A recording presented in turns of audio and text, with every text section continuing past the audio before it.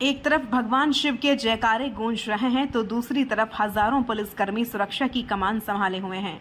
आसमान में ड्रोन उड़ रहे हैं, सड़कों पर लाखों श्रद्धालु दिखाई दे रहे हैं और पूरा उत्तर भारत कांवड़ यात्रा के रंग में रंग चुका है। लेकिन इस बार सवाल सिर्फ आस्था का नहीं बल्कि सुरक्षा, ट्रैफिक और व्यवस्था का भी है।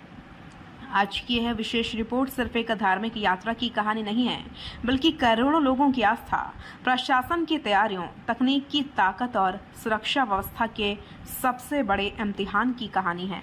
आज हम आपको उस यात्रा की पूरी तस्वीर दिखाने जा रहे हैं जो सिर्फ एक धार्मिक आयोजन नहीं बल्कि करोड़ों लोगों की आस्था, अनुशासन और परंपरा का सबसे बड़ा प्रतीक है। जी हाँ, हम बात कर रहे हैं कांवड़ यात्रा की। सावन के पहले दिन से ही उत्तर भारत के अलग अलग हिस्सों में श्रद्धालुओं की भारी भीड़ दिखाई देने लगी है। हरिद्वार की हर की पौड़ी हो, श्री ऋषिकेश के घाट हों, मेरठ का कांवड़ मार्ग हो या फिर गाजियाबाद हो, दिल्ली की सीमाएं, हर जगह भगवान शिव के जयकारे सुनाई दे रहे हैं। इस बार प्रशासन के सामने सबसे बड़ी चुनौती यह है कि श्रद्धालुओं की सुरक्षा सुनिश्चित की जाए और साथ ही आम लोगों के दैनिक जीवन पर भी इसका असर कम से कम पड़े। इसी वजह से उत्तराखंड, उत्तर प्रदेश और दिल्ली की सरकारों ने मिलकर एक व्यापक सुरक्षा योजना तैयार की है। पूरे कांवड़ मार्ग पर 40,000 से अधिक पुलिसकर्मियों और सुरक्षा कर्मियों को तैनात किया गया है। इसके अलावा पीएसी, अर्धसैनिक बल, जल पुलिस, यातायात पुलिस और राज्य आपदा मोचन बल की टीमों को भी जिम्मेदारी सौंपी गई है। इस बार तकनीक का इस्तेमाल भी पहले की तुलना में कहीं अधिक व्यापक स्तर पर किया जा रहा है। ड्रोन कैमरे लगातार आसमान से निगरानी कर रहे हैं। हजारों सीसीटीवी कैमरों को एकीकृत नियंत्रण कक्षों से जोड़ा गया है। कृत्रिम बुद्धिमत्ता आधारित निगरानी प्रणाली के माध्यम से भीड़ की गतिविधियों पर नजर रखी जा रही है। अब आपको बताते हैं कि कांवड़ यात्रा का पूरा मार्ग क्या है। इस यात्रा की शुरुआत हरिद्वार के हर की पेड़ी और बैरागी कैंप से होती है। यहाँ श्रद्धालु गंगा नदी से जल भरते हैं और फिर अपने अपने गंतव्य की ओर रवाना हो जाते हैं।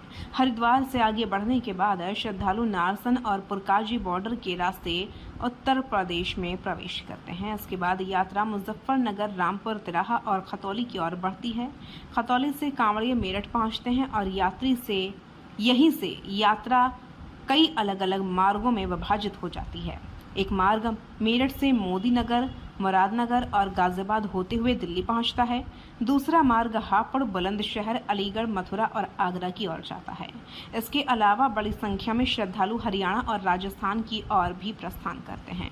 दिल्ली में प्रवेश के लिए Seemapuri, Apsara border, Bhopura border, Ghazipur border, Lonipur border और चिल्ला बॉर्डर को विशेष रूप से तैयार किया गया है। दिल्ली पुलिस ने इन सभी इलाकों में अतिरिक्त सुरक्षा बलों की तैनाती की है। पूरी दिल्ली को 12 सुपर जोन, 33 जोन और 120 सेक्टरों में विभाजित किया गया है।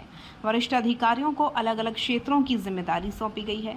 पश्चिमी उत्तर प्रदेश की बात करें तो मेरठ, गाजियाबाद, मुरादनगर, मुजफ्फरनगर और हापुड़ में विशेष सतर्कता बरती जा रही है। इन इलाकों में 25,000 से अधिक पुलिसकर्मियों को तैनात किया गया है। पीएसी की 35 से अधिक कंपनियां भी सुरक्षा व्यवस्था का हिस्सा हैं।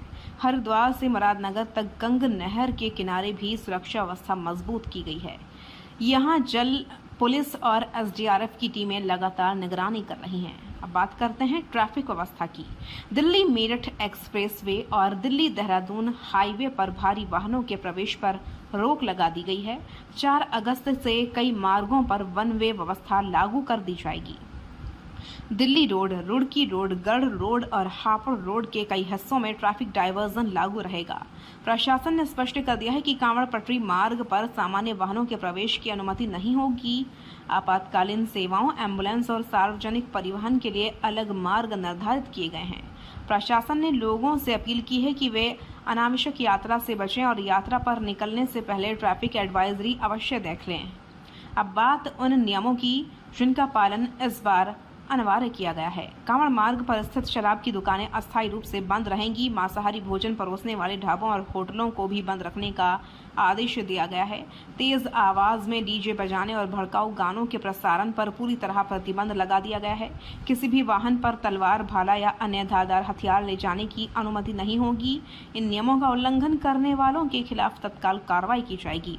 इसके साथ ही प्रशासन ने श्रद्धालुओं के लिए चिकित्सा शिविर, भोजन केंद्र, पेयजल केंद्र और विश्राम स्थलों की भी व्यवस्था की है। कई सामाजिक संगठन भी इस दौरान सेवा कार्यों में जुटे हुए हैं। हालांकि प्रशासन के सामने चुनौतियां अभी भी कम नहीं हैं। बारिश के मौसम में फिसलन, जलभराव और सड़क दुर्घटनाओं का खतरा बना रहता है। दूसरी ओर लाखों श्रद्धालुओं की भीड़ के कारण कानून व्यवस्था बनाए रखना भी आसान नहीं होता। यही वजह है कि इस बार सुरक्षा व्यवस्था को पहले से कहीं अधिक मजबूत बनाया गया है।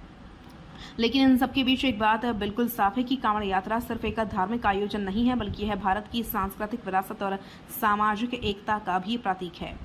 हर साल लाखों लोग इस यात्रा में शामिल होते हैं और भगवान शिव के प्रति अपनी आस्था व्यक्त करते हैं।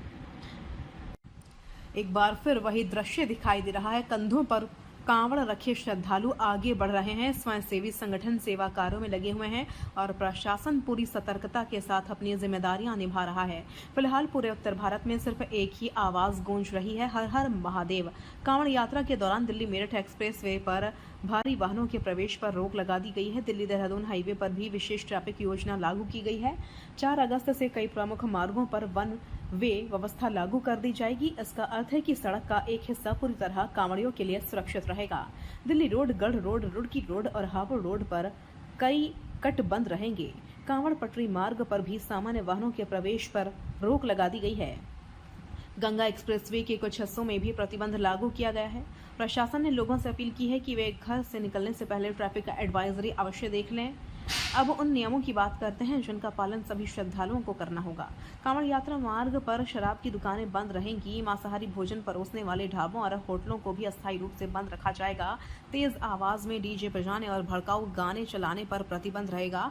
किसी भी श्रद्धालु को तलवार, भाला या अन्य धारदार हथियार लेकर चलने की अनुमति नहीं होगी। नियमों का उल्लंघन करने वालों के खिलाफ कठोर कार्रवाई की जाएगी। अब बात करते हैं श्रद्धालुओं की सुविधाओं की।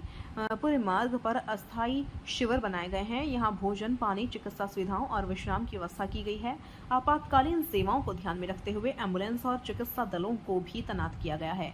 आस्था का यह सैलाब आगे बढ़ता रहेगा। भगवान शिव के जयकारे गूंजते रहेंगे और प्रशासन की परीक्षा भी जारी रहेगी। फिलहाल हर सड़क, हर मोड़ और हर कदम पर सिर्फ एक ही आवाज सुनाई दे रही है, हर हर महादेव। गाजियाबाद, मेरठ और दिल्ली के कई स्थानों पर स्वयंसेवी संगठन भी श्रद्धालुओं की सहायता कर रहे हैं। हालांकि प्रशासन के सामने सबसे बड़ी चुनौती भीड़ प्रबंधन की है। बारिश का मौसम होने के कारण कई स्थानों पर जलभराव की स्थिति पैदा हो सकती है। इसके अलावा सड़क दुर्घटना और ट्रैफिक जाम की संभावना भी बनी हुई है। इसी वजह से प्रशासन हर छोटी और बड़ी गतिविधि पर लगातार नजर रख रहा है। लेकिन इन सारी चुनौतियों के बीच एक दृश्य ऐसा भी है जो भारत की सांस्कृतिक विरासत की खूबसूरत तस्वीर पेश करता है।